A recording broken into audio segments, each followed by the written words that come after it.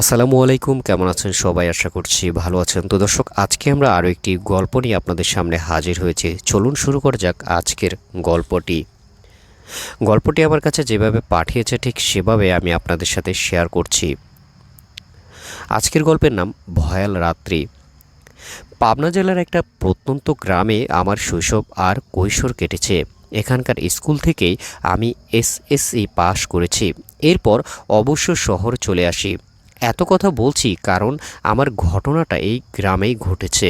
আমার সাথে ঘটেছে বললে আসলে ভুল হবে, কারণ ঘটনাটি ঘটে আমার মায়ের সাথে। আমি একজন প্রত্যক্ষদর্শী। 1994 সাল। আমি তখন বেশ ছোট, ক্লাস 3তে পড়ি। একে তো গ্রাম অঞ্চল, তার উপর আমাদের বাড়ি ছাড়া আশেপাশে কোনো বাড়ি, ইলেকট্রিসিটি নেই।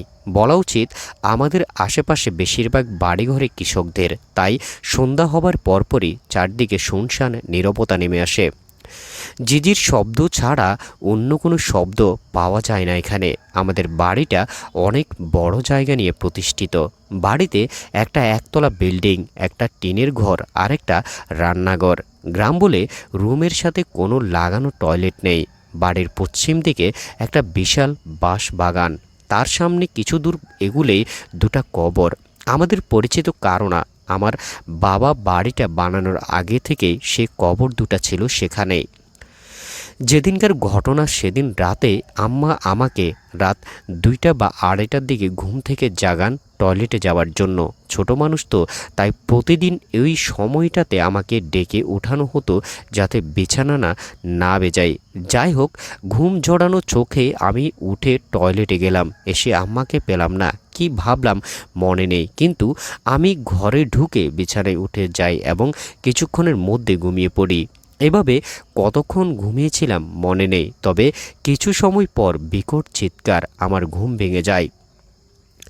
প্রথমে ঘাবড়ে গেলেও পরে দৌড়ে রুম থেকে বের হই। দেখি উঠানে আমার আম্মা সেন্সলেস হয়ে পড়ে আছেন।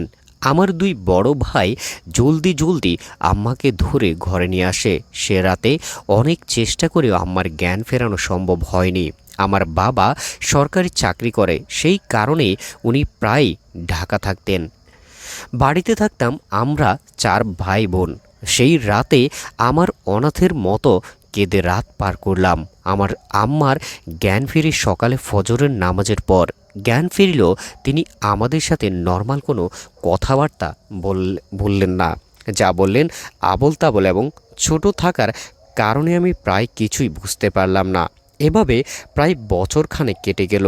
আমার বাবা আম্মাকে ডাক্তার কবিরাজ সবখানেই নিয়ে গেল, কিন্তু অবস্থার কোনো উন্নতি হচ্ছিল না।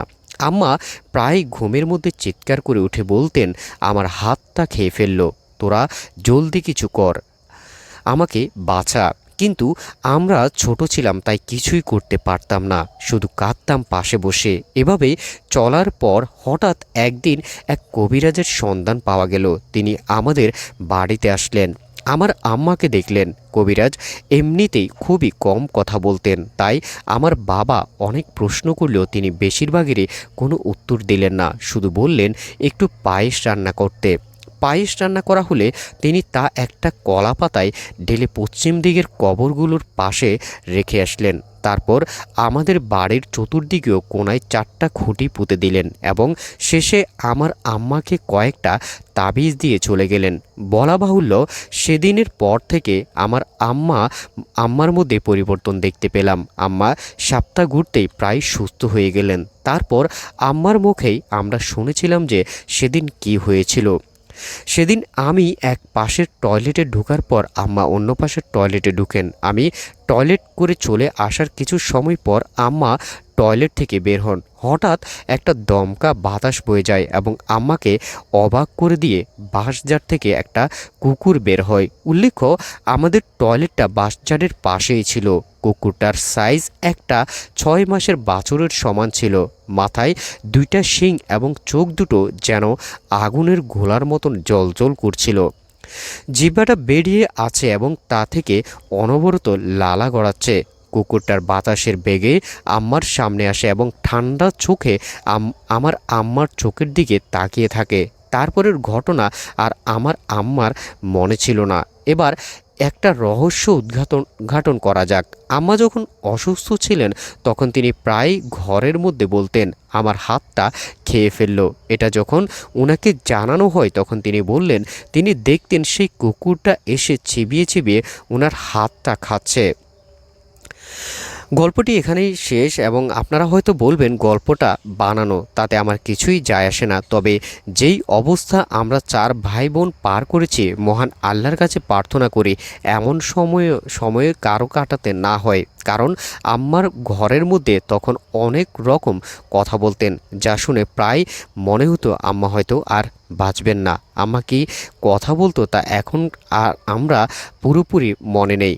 তবে খাওয়া দাওয়ার অনেক সমস্যা হতো, কারণ আমরা কেউই রান্না করতে পারতাম না। মহান আল্লাহর ইচ্ছায় আম্মা এখন পরিপূর্ণ সুস্থ। আপনারা সবাই আমার আম্মার জন্য দোয়া করবেন।